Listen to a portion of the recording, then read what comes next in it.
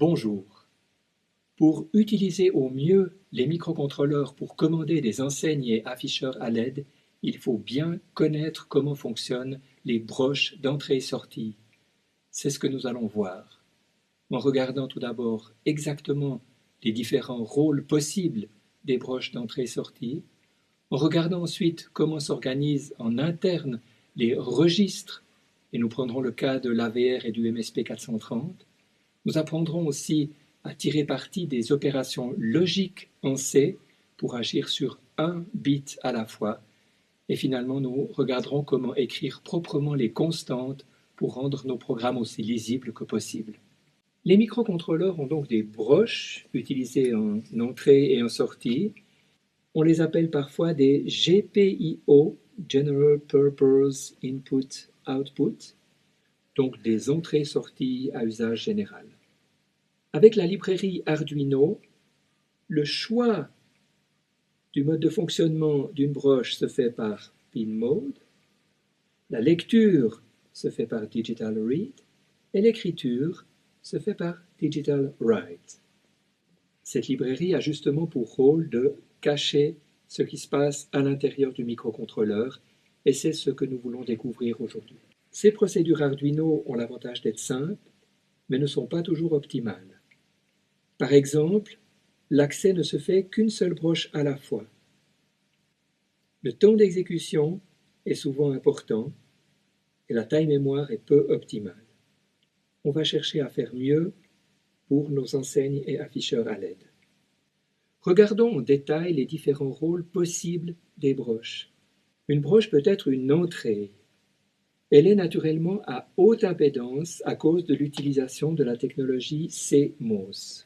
Dans beaucoup de cas, il est nécessaire d'avoir une résistance de tirage, par exemple un tirage vers le haut, appelé pull-up en anglais. Prenons l'exemple d'un interrupteur connecté à la broche d'un microcontrôleur. Lorsque l'interrupteur est fermé, avec ce schéma ici, nous avons de manière fiable un 0 sur la broche du microcontrôleur. Et lorsque l'interrupteur est ouvert, on a en fait un état à haute impédance. On ne sait pas quelle valeur se trouve sur l'entrée. Les microcontrôleurs étant réalisés en technologie CMOS, cette haute impédance de l'entrée a pour conséquence qu'on ne sait pas la valeur 0 ou 1 qu'on va lire à un instant donné, donc dans le cas où l'interrupteur est ouvert. Alors, on a l'habitude d'ajouter une résistance qui tire vers le haut, de telle manière que lorsque l'interrupteur est ouvert, on est en état 1 qui arrive sur l'entrée. À noter que la plupart des microcontrôleurs modernes peuvent intégrer cette résistance. Il est possible de l'enclencher par programmation pour ne pas avoir besoin de l'implémenter à l'extérieur. Certains microcontrôleurs offrent ce même mécanisme mais un tirage vers le bas, pull-down resistor. Maintenant, lorsqu'une broche est une sortie, eh bien, elle peut prendre l'état logique 0 ou l'état logique 1. À 0, un transistor de type NMOS va tirer la broche vers le 0. À 1, c'est un transistor PMOS qui va tirer la broche vers le 1. À l'intérieur des microcontrôleurs, les broches ne sont pas indépendantes. Elles sont regroupées par ports, et ces ports ont généralement 8 bits, parfois 16 ou même 32 bits. Un port peut éventuellement être incomplet sur un modèle donné de microcontrôleur en fonction du nombre de broches à disposition. Les noms des ports dépendent des familles de microcontrôleurs. On accède aux broches et à leur rôle, à leur fonction, par des registres internes au microcontrôleur. Par exemple, sur le microcontrôleur PIC, il y a un registre qui s'appelle port A, un registre qui s'appelle TRIS.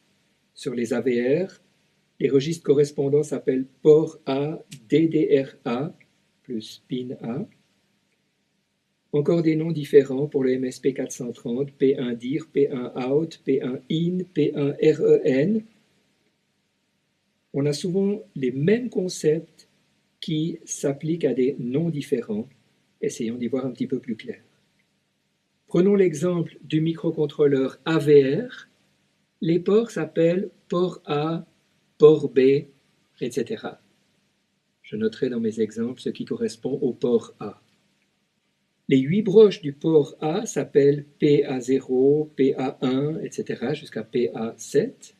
3 registres sont utilisés pour piloter chaque port. Le premier s'appelle DDRA, ça signifie Data Direction Register. C'est donc le registre qui permet de fixer la direction de la broche, c'est-à-dire de dire si c'est une entrée ou une sortie. Le deuxième registre s'appelle port A, c'est le registre de sortie. Lorsqu'une broche est utilisée en sortie, c'est ce registre qui sera utilisé pour donner la valeur. Pin A, lui, n'est pas à proprement parler un registre, c'est une adresse dans laquelle on peut lire l'état de chaque broche. Regardons plus en détail comment utiliser les 2 registres DDRA et port A pour utiliser une entrée ou une sortie. Il faut donc bien comprendre que nous avons un registre 8 bits DDRA, un registre 8 bits port A. Ces 2 bits correspondent à la broche PA0, ces 2 à PA1, PA2. Par exemple, ici, c'est le bit numéro 6, PA6. On a une valeur dans DDR, une valeur dans port. Voilà les combinaisons qu'on peut avoir. Lorsque DDR est à 0, on a une entrée. Lorsque DDR est à 1, on a une sortie. Maintenant, dans le cas d'une entrée, si port est à 0, c'est une entrée normale, à haute impédance. Mais si port prend la valeur 1, alors un pull-up est ajouté. Dans le cas de l'utilisation d'une broche comme une sortie, eh bien tout naturellement, la valeur du port va se transmettre sur la sortie. Un 1 donnera une sortie à 1. Ces 2 registres sont donc bel et bien des registres qui mémorisent les valeurs. On peut les écrire depuis un programme. On peut également les lire pour contrôler la valeur. Pour ce qui est de pin A, on ne peut que lire, et lorsqu'on lit, les valeurs sur PA0, PA1, etc. jusqu'à PA7 viennent se placer dans pin A. Sur les MSP 430, les ports s'appellent P1, P2, etc. Je prendrai l'exemple avec P1. Les broches de P1 s'appellent P1.0, P1.1, etc. jusqu'à P1.7. 4 registres sont utilisés pour piloter chaque port. Le registre P1dir, c'est le registre de direction. Il est tout à fait équivalent au DDR des AVR. Le registre P1out, c'est le registre de sortie. Il est équivalent au port A des AVR. P1in a également la même fonctionnalité que pin A des AVR. Il donne l'état de chaque broche. Par contre, il y a un registre supplémentaire qui s'appelle P1REN comme Resistor Enable, enclenchement d'une résistance de tirage. Voilà les fonctions possibles des broches en fonction de ces entrées. Lorsque dir est à 1, on a une sortie qui peut prendre la valeur 0 ou la valeur 1. Lorsque dir est à 0, on a tous les cas possibles des entrées. Et c'est Resistor Enable qui détermine si on a une entrée normale à haute impédance lorsque c'est un 0 ou si l'on a une résistance de tirage lorsque REN est à 1. Et alors le tirage peut être vers le haut ou vers le bas selon la valeur du registre P1 out. À noter que cette table est incomplète, que les autres combinaisons ne doivent en principe pas être utilisées. Donc pratiquement pour lire et écrire sur un port, il faut initialiser le registre de direction. Ici on aura une sortie sur le bit 0 et sur le bit 6, des entrées sur les autres bits. Il faudra éventuellement enclencher les résistances de tirage. Et ensuite on pourra en permanence lire dans une variable ce qu'il y a sur les broches, qu'elles soient d'ailleurs utilisées en entrée ou en sortie, on peut toujours lire la valeur, mais c'est généralement lorsque c'est une entrée qu'elle nous intéresse. Pour une écriture, eh bien, on prend une valeur de 8 bits qu'on va placer dans P1 out. On a compris que les broches des microcontrôleurs sont regroupées par port. Mais alors, comment les utiliser individuellement, un bit à la fois? Eh bien, nous allons utiliser les opérations logiques du langage C. Nous avons à disposition le et logique, le ou logique et l'inversion logique. Le ou logique est représenté par la barre verticale. Ce symbole est correspond au et logique et le tilde ici correspond à l'inversion logique. Regardons comment un bit peut être mis à 1 à l'intérieur d'un port. Il suffit d'exécuter cette instruction. Comment est-ce que cela fonctionne? Au départ, nous avons des valeurs que nous ne connaissons pas à l'intérieur de P1out. Nous souhaitons qu'après l'opération se trouve la valeur logique 1. Eh bien, en réalisant le OU logique entre cette opérande et cette opérande, on obtient bien ici un 1 et ici une conservation de chaque valeur. Il est également possible de mettre plusieurs bits à 1 en une seule instruction. Ici, le bit 6 et le bit 1 sont mis à 1 par l'opération logique OU. C'est similaire pour la mise à 0.